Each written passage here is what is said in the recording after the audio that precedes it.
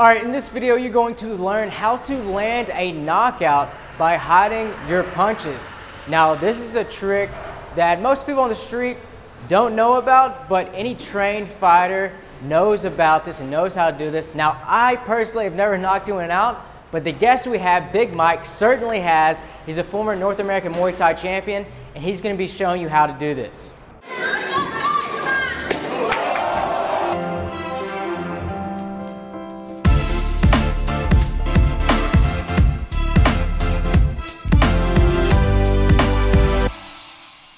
All right, the trick is not telegraphing your punch.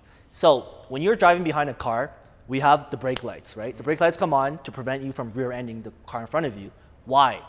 The reason is because when you're behind somebody and you're in this path right behind them, it's very difficult to see something coming towards you. It'll get a little bit bigger, but it's not like if you were perpendicular, right? For example, if the car is in front of us traveling this way, it's very clear when a car stops. But if a car is right in front of you and he starts moving towards you, it's hard to see it because he's not really changing, right? He's only getting a little bit bigger. It's the same thing with a punch. So with our punches, if you go to the earlier tutorial, I talked about keeping your elbow pointing downwards until 3/4 of the way out and flaring it out. The reason why we do this is because the elbow is a telegraph, the elbow and the shoulder, right? These are the points that you look for to trigger the punch.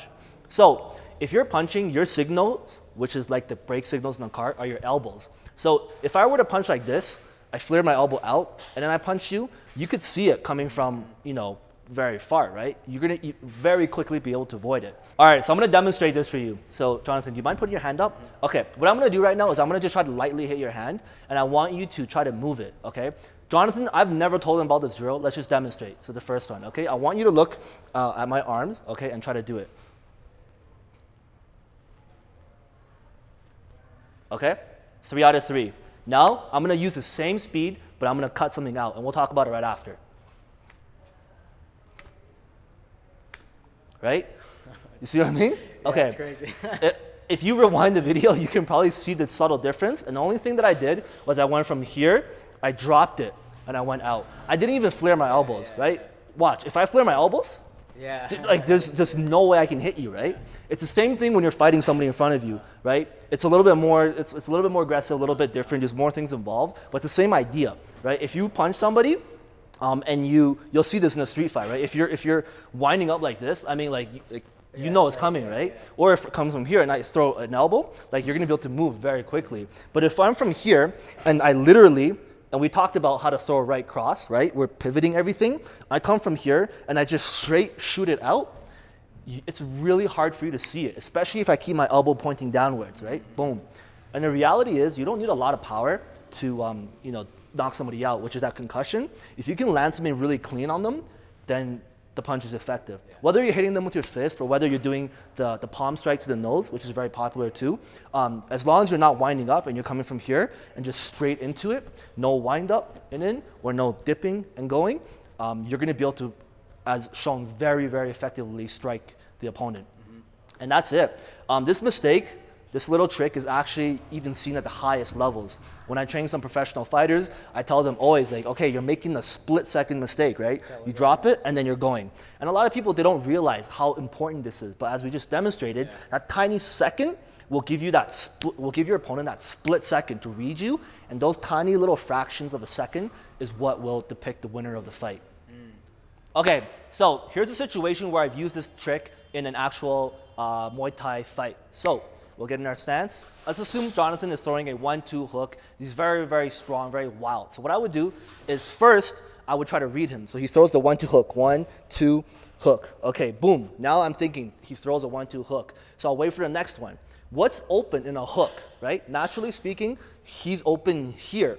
So what am I gonna do? I'm gonna do this. I'm gonna wait for the 1-2, 1-2, and the moment I feel the 2 on my guard here, and I see that hook starting, I shoot my cross, right? Because remember, the trick is we're not winding up, so I'm gonna beat him to his punch, right? And I'm gonna throw it so my chin is tucked so he can't hit me. Then this shot right here will land clean. Then what I'm gonna do is this is gonna be the starting of my combo. So I'm gonna go boom, and I'm gonna go hook, and then I'm gonna go boom, low kick, right? That's how we're gonna get into that combo. So that first shot is like an opening shot. So it kind of dazes him. It's not really it probably could knock him out, but it may just stun him.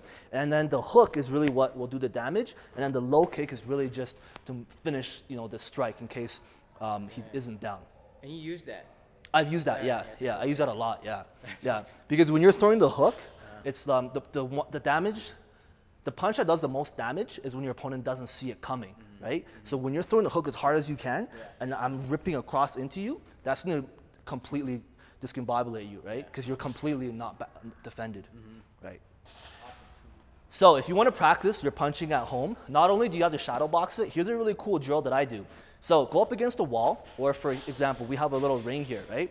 And what you're going to do is you're going to get into your fighting stance, and you're just going to tuck your elbow right against the wall. And then from here, you're just going to shoot it straight out. Now, you're going to see you can't flare your elbow out, right? Because the wall is there. And all you're going to do is get in your stance. And from here, the same thing as we talked about that punching video, you're going to just pivot out.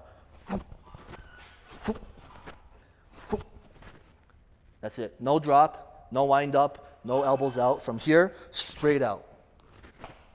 So start to use that technique, but remember, this is just a technique, and it's not going to magically make you into an amazing fighter. One of the biggest things is being in shape and getting fit, getting the fit body of a fighter.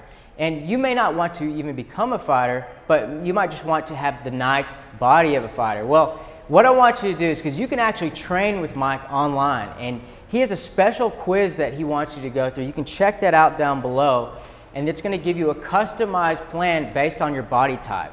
So go ahead and go through that right now and get started.